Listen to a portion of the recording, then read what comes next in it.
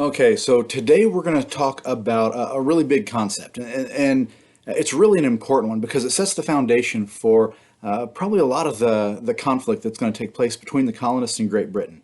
The idea that we're discussing today is the concept of mercantilism. Now, mercantilism, let me just explain as briefly as I can here. You've got these European powers. They've discovered the New World. The New World is rich with resources, so they've got these colonies, right?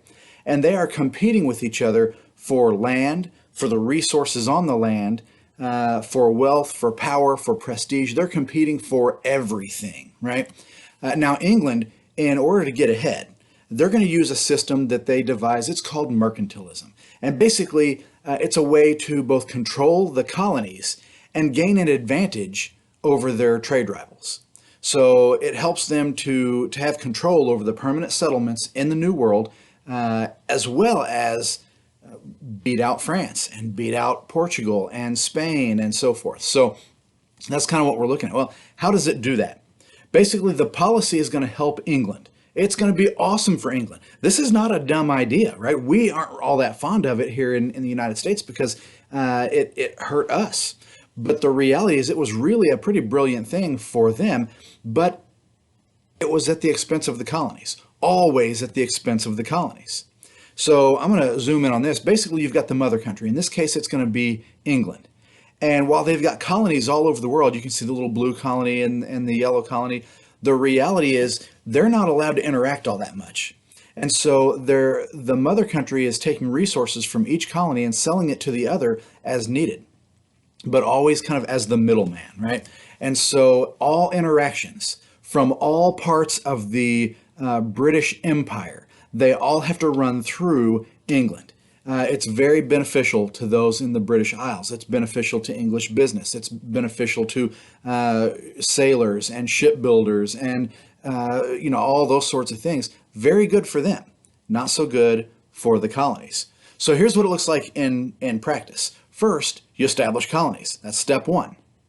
Well, they've got colonies in the Caribbean. They've got colonies in North America. They've got colonies in Canada. They've got colonies in places all over the world, right?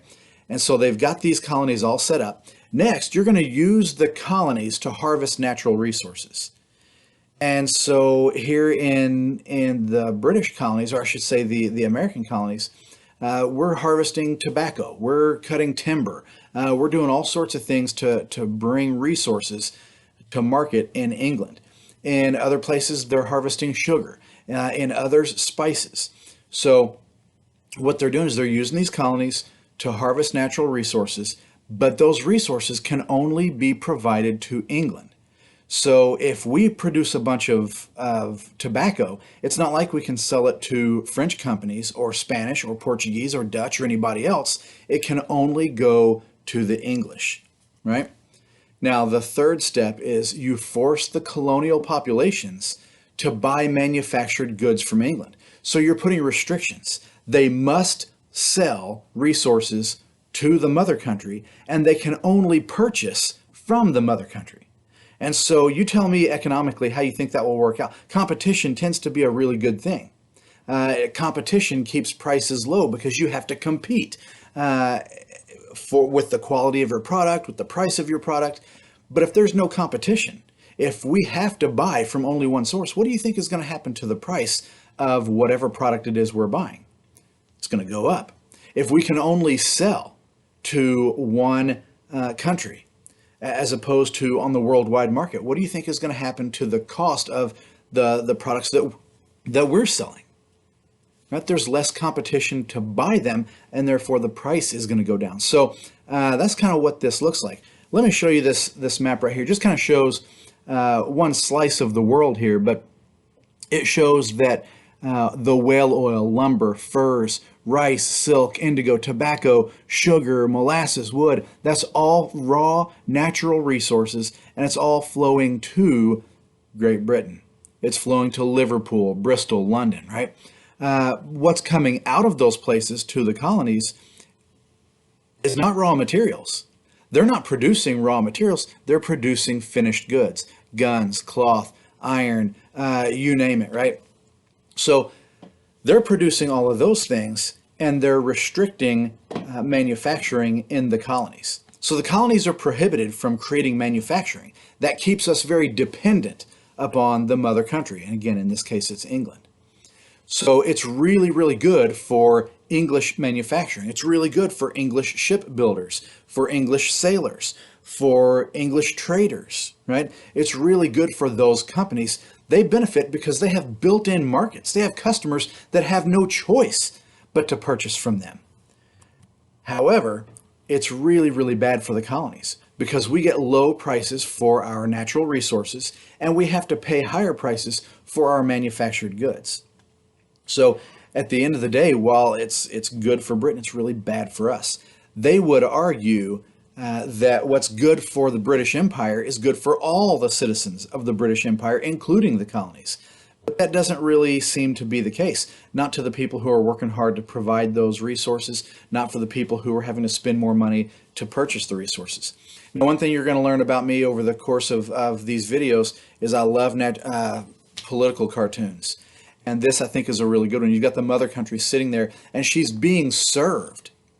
Right? And I believe that's really the way that it was seen by the people of Great Britain, by the Crown, by Parliament.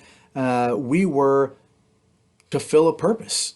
We were subservient. We were serving the mother country. It didn't really matter what it did here. They had total control. So here you see 3 different colonies serving the mother country, right? Sitting there at the dining table and on platters being brought food and raw materials and gold and silver. So that I thought was a pretty good political cartoon to depict the idea there of mercantilism. Now again, England is going to claim that these policies are good for everybody, but it's not going to feel that way to us. We feel like we're being really mistreated. We feel like it's infringing upon our kind of natural rights and so forth, which we'll talk about in another video. But ultimately, we feel like we're getting the short end of the stick on this one, right? We're getting the raw end of the deal. Every transaction is kind of predatory to us and benefits them. We are inherently, in their view, subservient. So this again kind of shows the idea. The mother country gets high prices for manufactured goods sold to the colonies, and the colonies receive very low prices for our raw materials that get sold to the mother country. It's those raw materials, by the way, that are used in the manufactured goods that are sold back to us. So anyway, that's the end of that. That's mercantilism. You can see how that would really affect our view. It would really kind of cause us to question whether this is a good deal for us. So anyway, I would argue that this kind of forms the basis in the hearts and minds of a lot of people, kind of creates a little bit of resentment, and that's going to grow over the decades and decades and decades into something a lot closer to revolution, a lot closer to wanting to be free. Now, there's going to be a lot of stuff piled on that and added to that, but I would argue that this really forms a part of the foundation. It's another brick in that wall. So anyway, go ahead and follow, subscribe, all that kind of stuff. Watch some of the other videos. I appreciate you guys watching, and we'll catch up with you next time. Thanks.